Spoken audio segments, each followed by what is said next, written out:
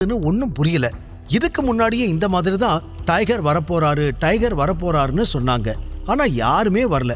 But ஒரு விஷயம், அவங்க உண்மையை சொல்றாங்களோ இல்ல பொய் சொல்றாங்களோ, டைகர்ங்கிற பேரை கேட்டா எல்லாருமே பயப்படுறாங்க. அதைத்தான் இவங்க எல்லாரும் யூஸ் பண்ணிக்கிறாங்க என்று கூறினான். சர்வா அவர்கள் பேசுவதை கவனமாக கேட்டுக்கொண்டிருந்தான். கை கழுவி முடித்திருந்தாலும் அந்த இடத்தை விட்டு அவன் நகரவே இல்லை. முதலில் பேசிய அந்த நண்பன், நீ சொல்றதும் கரெக்ட் தான். உனக்கு இன்னொரு விஷயம் தெரியுமா? டைகர் கம்பெனி பிசினஸ் எல்லாமே முன்ன மாதிரி இல்லைன்னு சொன்னாங்க. எல்லாம் லாஸ்ட்ல போயிட்டு இருக்காமா என்று சொல்ல, மத்த பிசினஸ விடு, இந்த கிளப் ஒழுங்கா இருக்கா? பேருக்கு தான் இது டைகர் கிளப். ஆனா இங்க இருக்கிற ஸ்டாஃப் ஒழுங்கா வேலை பார்க்கறாங்களா? இல்ல, செக்யூரிட்டி பாதி நேரம் இருக்கிறதே இல்ல. ஏதாவது கேள்வி கேட்டா எல்லாரும் திமிரா பதில் சொல்றாங்க. டைகர் திரும்ப வந்தது உண்மையா இருந்தா முதல்ல இந்த பிசினஸ சரி பண்ணணும் என்று அவன் கூற, பதிலுக்கு எனக்கென்னவோ அதெல்லாம் நடக்கும்னு தோணல. முன்னாடி இது பெஸ்ட் பப் ஹவுஸா இருந்துச்சு. இப்போ எல்லாம் மாறி போச்சு. டைகரோட காலம் முடிஞ்சு இப்போ ஆதிசேஷனோட காலம் ஆரம்பிச்சிருச்சு என்று அவர்கள் இருவரும் மாறி மாறி பேசிக் கொண்டிருந்த பொழுது ஒருவனுக்கு போன் கால் வந்ததில் இருவரும் அங்கிருந்து வெளியே சென்று விட்டனர். அவர்கள் சென்ற பின் கை கழுவுவதை நிறுத்திய சர்வா அவர்கள் சொன்னதை பற்றி சிந்தித்துக் கொண்டே வெளியில் வந்தான். நான் நினைச்சதை விட பிசினஸ் நிலைமை ரொம்ப மோசமா இருக்கு. ஏதாவது பண்ணி எல்லாத்தையும் சரி பண்ணணும் என்று சிந்தனையோடு மீண்டும் டான்ஸ் ஃப்ளோருக்கு வந்தவன் ஷிவானியை தேடினான். எங்க போனா இவ என்று சுற்றும் முற்றும் பார்த்த சர்வா ஓரத்தில் இருட்டான ஒரு இடத்தில் ஷிவானி நிற்பதை பார்த்தான். அவளை நோக்கி 2 அடிகள் எடுத்து வைத்த பிறகுதான் அவள் அருகில் 2 ஆண்கள் ஆடுவதும் அவ்வப்போது ஷிவானியை உரசுவதுமாக இருப்பதை கவனித்தான். அதை பார்த்ததும் சர்வாவிற்கு கோபம் வந்தது. வேகமாக அவர்கள் அருகில் சென்றான். அதே நேரம் அங்கு ஓடிக்கொண்டிருந்த பாட்டு சத்தமும் அதிகரிக்க யாரோ வேண்டுமென்றே செய்வது போல தோன்றியது. அதே நேரம் அந்த ஆண்கள் தன்னை தொடாதபடி நகர்ந்து நகர்ந்து ஆடிக்கொண்டிருந்தாள் ஷிவானி. என்ன பியூட்டிஃபுல் லேடி, எதுக்கு விலகி விலகி போறீங்க? உங்களுக்காக தான் இவ்வளோ தூரம் வந்திருக்கோம் என்று சொல்லிக்கொண்டே ஒருவன் ஷிவானியின் கையை பிடித்து நெருங்கி வர, சட்டென கையை உருவிய ஷிவானி அவனை கன்னத்தில் அறைந்தாள்.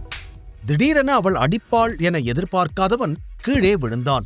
எவ்வளோ தைரியம் இருந்தா என் கைய பிடிப்ப, ராஸ்கல், கொன்னுடுவேன் என்று ஷிவானி கோபமாக கூறினாள். அனைவரும் இசையிலும் நடனத்திலும் மூழ்கிப் போயிருந்ததால் யாருமே இந்த சலசலப்பை கண்டுகொள்ளவில்லை. கீழே விழுந்தவனை முறைத்துவிட்டு ஷிவானி அங்கிருந்து நகர, இன்னொருவனோ அவள் முடியை பிடித்து இழுத்தான். ஆ என்று வலியில் கத்திய ஷிவானி அவனை முறைக்க, எங்க எஸ்கேப்பாக பாக்குற? ரொம்பதான் திமிரு உனக்கு. எவ்வளோ தைரியம் இருந்தா ஒரு ஆம்பளைய கை நீட்டி அடிச்சிருப்ப என்று வேண்டுமென்றே அவள் தலைமுடியை இன்னும் வலுவாக இழுத்தான். அதில் ஷிவானி வலியில் கத்த, அடுத்த நொடி எங்கிருந்தோ வந்த கை அந்த இளைஞனின் முகத்தை பதம் பார்த்திருந்தது. அதில் ஷிவானியை விட்டு நகர இருவருக்கும் இடையில் வந்து நின்ற சர்வா கைகளை முறுக்கிக் கொண்டு அவனை முறைத்தான். டேய், யாருடா நீ என்று கீழே விழுந்து கிடந்தவனும் எழுந்து சர்வாவிடம் சண்டைக்கு வர, சர்வா தள்ளிவிட்டவனும் கோபத்தோடு வந்தான். அவனுக்கு சர்வாவை அடையாளம் தெரியாமல் போனாலும் சர்வாவிற்கு அவனை நன்றாகவே தெரிந்திருந்தது. அன்றொரு நாள் ஹோட்டலில் வேதிகாவிடம் அத்துமீற நினைத்த அதே விக்டர் தான் இவன். அன்று சர்வாவிடம் அடி வாங்கி இனி தவறு செய்ய மாட்டேன் என்று கூறியவன் கூடவே அவன் டைகரின் விசுவாசி என்று கூறியதால் சர்வா அன்று விட்டு விட்டான். இன்று மீண்டும் ஷிவானியிடமும் அதே தவறை அவன் செய்வதை பார்க்க சர்வாவிற்கு கோபம் கட்டுக்கடங்காமல் வந்தது. அந்த விக்டர் சர்வாவை அடிக்க வர அவன் கையை தடுத்து பிடித்திருந்தான் சர்வா. கைய விடுறா, இல்லனா உன்னை இங்கேயே கொன்னுடுவேன் என்று கத்தினான் அவன். பொண்ணுங்களை பார்த்தா உன் கை சும்மா இருக்காதா? உன் கைய இங்கேயே உடைச்சா கூட தப்பில்ல. உன் மனசுல என்ன நினைச்சுக்கிட்டு இருக்க? பெரிய ரவுடியாடா நீ என்று பதிலுக்கு சர்வாவும் கோபத்தில் கத்தினான். பாட்டுச் சத்தத்தில் குரல் தெளிவாக கேட்கவில்லை என்றாலும் சர்வாவின் முகத்திலிருந்த கோபம் அந்த விக்டருக்கு அப்பட்டமாக தெரிந்தது. வேறு ஒருவனாக இருந்தால் தன்னை பார்த்ததும் பயந்து ஓடியிருப்பான். தன்னையே எதிர்க்கிறான் என்றால் இவன் சாதாரண ஆள் இல்லை என்று யோசித்துக் கொண்டிருக்க, இந்த பக்கம் சர்வா சிறிதும் அசராமல் டைகர் உருவெடுத்து நின்றிருந்தான். அவ்வளோ திமிராடா உனக்கு என்று விக்டர் சர்வாவை அடிக்க வர, சர்வாவும் அவனோடு சண்டையிட்டான். இருவரும் மாறி மாறி எட்டி உதைத்து கைகளை முறுக்கிக் கொண்டும் சண்டையிட, இறுதியாக மாறி மாறி உதைத்ததில் ஆளுக்கு ஒரு புறம் விழுந்தனர். சர்வா என்று அவனிடம் ஓடி வந்த ஷிவானி உங்களுக்கு ஒன்றும் ஆகலையே என்று கேட்க இல்லை என்பது போல தலையாட்டிய சர்வாவின் கையில் அடிபட்டிருந்தது. வயிற்றிலும் காலிலும் கூட அதீத வலியை உணர்ந்தான் சர்வா. அவனால் எழ முடியவில்லை. என்னாச்சு சர்வா, என்ன பண்ணுது என்று ஷிவானி அவனை பார்த்து கொண்டிருக்க மீண்டும் அவள் முடியை பிடித்து தூக்கினான் விக்டர். ஷிவானி வலியில் கத்தினாள். இப்போது அங்கு இருக்கும் அனைவருக்குமே ஏதோ சண்டை என்று புரிந்திருக்க அங்கிருந்து கலைந்து செல்ல ஆரம்பித்திருந்தனர். பாட்டுச் சத்தமும் குறைந்து ஷிவானியின் அழுகுரல் மட்டுமே அந்த இடத்தை நிறைத்தது. அதில் கடினப்பட்டு தனது வலியை பொறுத்து கொண்டு எழுந்து நின்ற சர்வா மீண்டும் சண்டையிட தயாராகி இருந்தான். டேய், அவளை விடு, இல்ல நீ உயிரோட இருக்க மாட்ட என்று விரல் நீட்டி எச்சரித்தான் சர்வா. அதைத் தாண்டி சர்வாவால் எதுவும் செய்ய முடியவில்லை. எப்படி இந்த விக்டரை என்னால அடிக்க முடியல? இவன் என்னை விட பலசாலியா என்ற கேள்வி சர்வாவின் மனதிற்குள் எழுந்தது. இன்னொரு பக்கம் அவனை பார்த்து திமிராக சிரித்துக் கொண்டிருந்த விக்டர், என்ன பெரிய ஹீரோவா?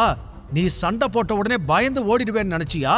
இந்த ஏரியாவுக்கே நான் தாண்டா டான். என் மேல கை வச்ச உன்னை என்ன பண்றேன்னு பாரு என்று கோபமாக கூறியவன், டேய், இவன் அடிச்சு தூக்கி வெளியே போடுங்கடா.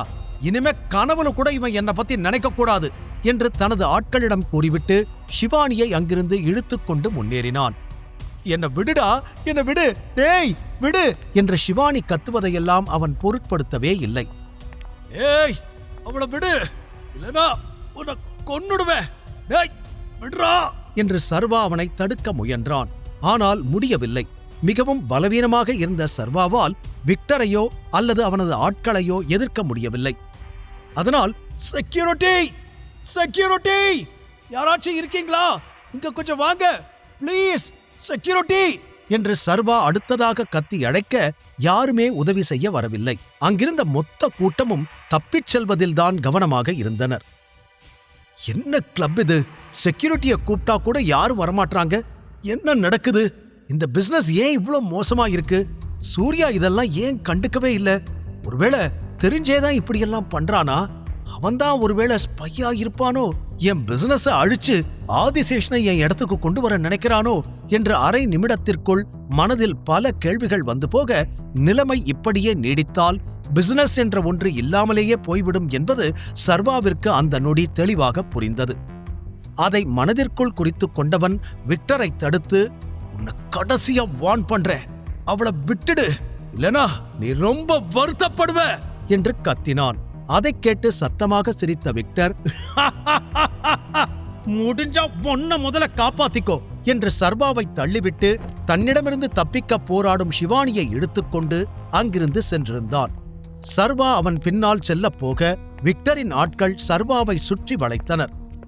சர்வாவிற்கும் ஏற்கனவே உடல் பலவீனமாக இருக்க எப்படி இவர்களையெல்லாம் சமாளிப்பது என்று புரியவில்லை. தலை வேறு சுற்றியது. இல்ல, மயங்கக்கூடாது. ஷிவானி என்ன நம்பிதான் வந்தா, அவளை காப்பாத்தணும் என்று தனக்குத்தானே கூறி கடினப்பட்டு கண்களை திறந்து பார்க்க ஒருவன் சர்வாவை அடிக்க ஓடி வந்தான். மற்றவர்களோ ஆளுக்கு ஒரு ஆயுதத்தோடு சர்வாவை சுற்றி வளைத்திருந்தனர். ஓடி வந்தவன் சர்வாவின் வயிற்றிலேயே எட்டி உதைக்க தடுமாறி கீழே விழுந்தான் சர்வா. என்னடா எல்லாரும் பார்த்துக்கிட்டு இருக்கீங்க, அடிங்க என்றதும் அனைவருமே அடிக்க தயாரான நேரம், இங்க என்ன நடக்குது, எல்லாரும் என்ன பண்ணிக்கிட்டு இருக்கீங்க என்று பின்னாலிருந்து ஒரு குரல் கேட்டு அனைவரும் திரும்பி பார்த்தனர். கீழே விழுந்து கிடந்த சர்வாவிற்கும் அந்த குரல் கேட்க, நல்லவேளை செக்யூரிட்டி வந்துட்டார் போல என்று நிம்மதியடைந்தவன் கடினப்பட்டு வருவது யார் என்று பார்க்க திரும்பினான். முதலில் அவன் பார்வைக்கு எதுவும் அகப்படவில்லை. கண்களை சுருக்கி சர்வா பார்க்க மங்கலான ஒரு உருவம் அவனை நோக்கி வந்தது. சில நொடிகள் கழித்து முகத்தை தெளிவாக பார்த்த சர்வா அது யார் என்று தெரிந்ததும் மொத்தமாக அதிர்ந்து போனான். அந்த உருவத்தைக் கண்டு சர்வாவின் இதயத் துடிப்பே நின்று போனது. அப்படி சர்வா யாரை பார்த்தான்? எதற்காக அவன் பயப்பட வேண்டும்? சர்வா ஷிவானியை விக்டரிடமிருந்து காப்பாற்றுவானா? தெரிந்து கொள்ள தொடர்ந்து கேளுங்கள். Tiger returns, only on pocket FM. சண்டையிட முடியாமல் கீழே விழுந்து கிடந்தான் சர்வா. அப்போது அனைவரும் சேர்ந்து அவனை அடிக்க நெருங்கிய நேரத்தில், நிறுத்துங்க, என்ன நடக்குதுங்க? என்று ஒரு குரல் கேட்டு அனைவரும் திரும்பி பார்த்தனர். தானும் திரும்பி பார்த்த சர்வா எதிரில் வந்தவனைக் கண்டு உடனே முகம் மாறினான். படிக்கட்டில் ஏறி டான்ஸ் ஃப்ளோருக்கு நடந்து வந்தான் பவானி. அவன் விக்ரமனுக்கு தெரிந்தவன் என்பதால் அவனுக்கு சர்வாவையும் தெரிந்திருந்தது. அவனை பார்த்து அந்த அடியாட்கள் அனைவரும் வழிவிட கீழே விழுந்து கிடந்த சர்வா அருகில் வந்து முட்டி போட்டு அமர்ந்தவன், சர்வா, உங்களுக்கு என்னாச்சு? உங்களை யார் இப்படி பண்ணது என்று அடுத்தடுத்து கேள்வி கேட்க சர்வா பதில் சொல்ல முடியாமல் மெல்ல எழுந்து அமர்ந்து அனைவரையும் பார்த்தான். சர்வாவின் கண்களில் கோபம் அப்பட்டமாக தெரிந்தது. அண்ணே, யாருனே இவன்? இவன் உங்களுக்கு தெரியுமா என்று புரியாமல் கேட்டனர். வாய மூடுங்கடா, என்ன பண்ணி தொலைச்சிங்க என்று மீண்டும் கத்தினான் பவானி. விக்ரமனுக்கு நெருக்கமானவன் என்றால் சர்வா டைகருக்கும் நெருக்கமாக இருக்கலாம். அதனால் அவனை பகைத்துக் கொண்டால் பிரச்சனை வரும் என நினைத்த பவானிக்கு அடுத்து என்ன நடக்குமோ என்ற பயம் அதிகமானது. அப்போது தெளிவாக எழுந்து நின்ற சர்வா வலித்த கையை பிடித்துக்கொண்டு, அந்த விக்டர் எங்க? அவனை என் முன்னாடி கொண்டு வந்து நிறுத்து என்று கோபமாக கூறினான். பவானி சர்வாவிடம் வந்து, என்ன நடந்துச்சு சர்வா? நீங்களும் விக்டரும் சண்டை போட்டீங்களா? விக்டர் ஏதாவது தப்பு பண்ணிட்டானா? எதுக்காக அவனை தேடுறீங்க என்று அடுத்தடுத்து கேள்விகள் கேட்க கோபத்தில் இருந்த சர்வா பற்களை கடித்தான். எனக்கு உன்கிட்ட பேசணும் தனியா. நீ மட்டும் வா. உனக்கு ஒரே நிமிஷம்தான் டைம். அண்ட் அது வரைக்கும் சிவானிக்கு எதுவும் ஆகக்கூடாது. அவன் மேல ஒரு சின்ன கீறல் விழுந்துச்சுனா கூட இந்த மொத்த கூட்டத்தையும் அடியோட அழிச்சிடுவேன் என்று உரிமை விட்டு அங்கிருந்த பாத்ரூம் உள்ளே சென்றான் சர்வா. பவானிக்கு ஒன்றுமே புரியவில்லை. ஆனால் சர்வா பேசியதில் பிரச்சனையின் வீரியம் மட்டும் புரிந்தது. என்ன பண்ணி தொலைச்சாங்கன்னு தெரியலையே. இந்த விஷயம் மட்டும் டைகர் வரைக்கும் போச்சுன்னா அவ்வளவுதான், என் கதை முடிஞ்சது என்று பதறி போனவன், என்னடா எல்லாரும் வேடிக்கை பார்த்துக்கிட்டு இருக்கீங்க? உடனே விக்டர் கிட்ட போய் பேசுங்க. அந்த பொண்ணை எதுவும் பண்ணக்கூடாதுன்னு சொல்லுங்க. அவனை உடனே நீங்க திரும்பி வர சொல்லுங்க. முழு கதையையும் கேட்டு மகிழ பாக்கெட் FM ஆப்பை டவுன்லோட் செய்யுங்கள். லிங்க் டிஸ்கிரிப்ஷனில் கொடுக்கப்பட்டுள்ளது.